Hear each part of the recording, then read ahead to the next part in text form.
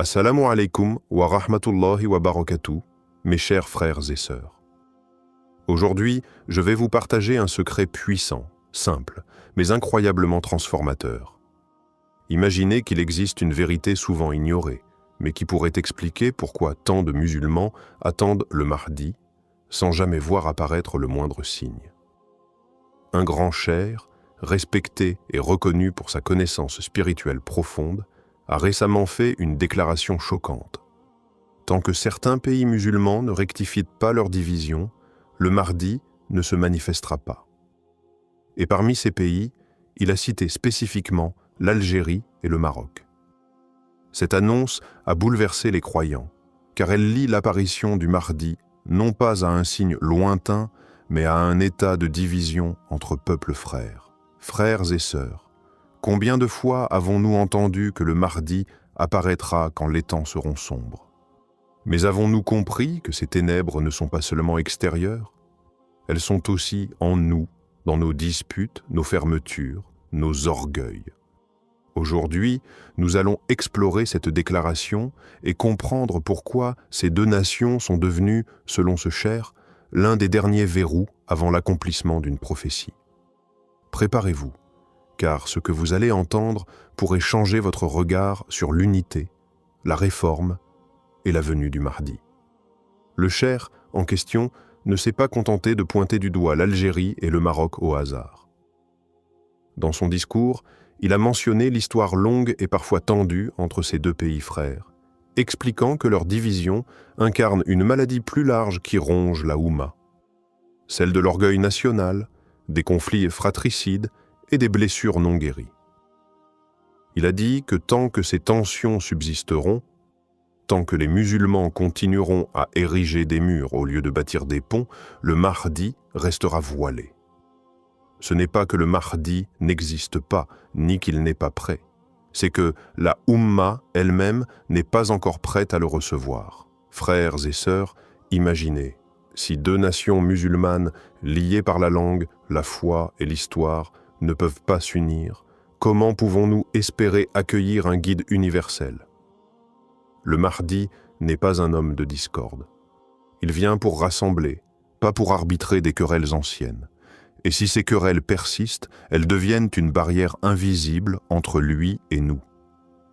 Voilà pourquoi ce message est grave. Il ne s'agit pas d'un appel politique, mais d'un appel à la conscience spirituelle. Car tant que les cœurs resteront fermés, même le plus pur des guides ne pourra être suivi. Le cheikh a également rappelé une vérité prophétique souvent oubliée. Le Mahdi ne surgira pas dans un monde idéal, mais dans un monde en crise. Pourtant, cette crise n'est pas seulement mondiale, elle est aussi intérieure. Il a insisté sur le fait que le Mahdi ne peut émerger que lorsque les musulmans auront reconnu que leur salut ne viendra ni des puissances étrangères, ni des alliances politiques, mais uniquement d'Allah. Or, tant que les musulmans regardent vers l'Occident, espérant que la solution viendra de là, tant qu'ils ne comprennent pas que la réforme commence à l'intérieur des âmes, ils repoussent, sans le savoir, l'apparition de leur propre sauveur. L'Algérie et le Maroc symbolisent bien plus que deux pays. Ils incarnent la lutte entre l'unité spirituelle et la division politique. Et tant que cette lutte reste perdue, le Mahdi reste en retrait. Le cheikh a même parlé de cette barrière invisible comme un voile spirituel. Plus les cœurs sont pollués par la rancune, plus ce voile s'épaissit. Il a exhorté les musulmans à ne pas attendre un miracle du ciel si eux-mêmes ne sont pas prêts à guérir la terre. Car le Mahdi ne vient pas imposer la paix, il vient la récompenser. Selon le cheikh, l'histoire n'est pas figée. Chaque génération reçoit des signes, et les nations choisissent de les ignorer ou de les suivre. L'Algérie et le Maroc ont été bénis par Allah à travers leurs savants, leurs martyrs et leur foi ancrée dans la tradition. Mais ces bénédictions deviennent des épreuves si elles ne sont pas accompagnées d'une prise de conscience. Il a raconté qu'un wali de son époque aurait vu en rêve une lumière divine suspendue entre les deux pays, empêchée de descendre à cause d'un nuage noir de division et de haine. Ce rêve, transmis par les anciens, aurait été interprété comme un message. L'union est la clé de la libération, non pas une union politique imposée, mais une union des cœurs basée sur la justice, la piété et le retour sincère à la Sunna. Le Mahdi, a-t-il dit, ne choisira pas un peuple aveuglé par l'orgueil ou les conflits nationalistes. Il viendra vers ceux qui se seront dépouillés de l'ego, qui auront abandonné la course à l'honneur terrestre et qui chercheront la vérité même si elle dérange. Ainsi, cette mise en garde devient aussi une promesse. Si l'Algérie et le Maroc guérissent de leurs blessures, ils seront parmi les premiers à accueillir l'homme promis. Le Cheikh a poursuivi en évoquant une vérité profonde. Avant que le Mahdi n'émerge, il y aura une crise de foi au sein même des musulmans. Il a insisté sur le fait que les peuples du Maghreb, bien qu'ancrés dans l'islam, seront confrontés à une grande tentation, celle du matérialisme déguisé en modernité, de l'orgueil patriotique déguisé en honneur, et d'une foi héritée mais non renouvelée par la sincérité. Il a expliqué que ce n'est pas par le nombre, ni par la force politique, que le Mahdi sera soutenu, mais par les cœurs qui auront résisté à l'assimilation du monde et gardé vivante la lumière du Tawhid. Il a mis en garde. Les mosquées pleines, mais les cœurs vides ne seront d'aucune utilité. Ce qui compte, c'est l'authenticité de la foi, la justice dans les actes, et la capacité à reconnaître la vérité même si elle vient d'un homme inconnu.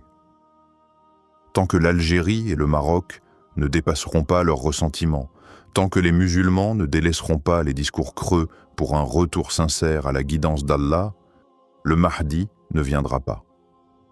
Car sa venue n'est pas une récompense, mais une responsabilité accordée à ceux qui auront prouvé leur constance dans la tempête. Le Cheikh a également souligné que des signes clairs précéderont l'apparition du Mahdi, mais que beaucoup refuseront de les voir. Il a dit que l'Algérie et le Maroc, en particulier, verront émerger parmi eux des gens pieux qui appelleront à l'unité, au retour aux sources, à la purification du cœur. Mais ces gens-là seront souvent ignorés, moqués, voire rejetés, car ils ne porteront pas les habits de ceux que l'on admire aujourd'hui. Pas de célébrité, pas d'autorité politique, seulement la sincérité. Le Mahdi ne surgira pas d'un vide. Il viendra répondre à une invocation collective, un cri sincère, venu de cœurs brisés, humiliés par la domination injuste mais pas vaincus. Le Cheikh a averti que si les peuples du Maghreb ne se réveillent pas maintenant, ils risquent de passer à côté de leur rôle. Allah ne change pas l'état d'un peuple tant qu'il ne change pas ce qui est en lui. Il faut donc se purifier, abandonner les jalousies, les haines tribales, les divisions. Le Mahdi n'unira pas des peuples divisés, il viendra sceller l'union déjà amorcée.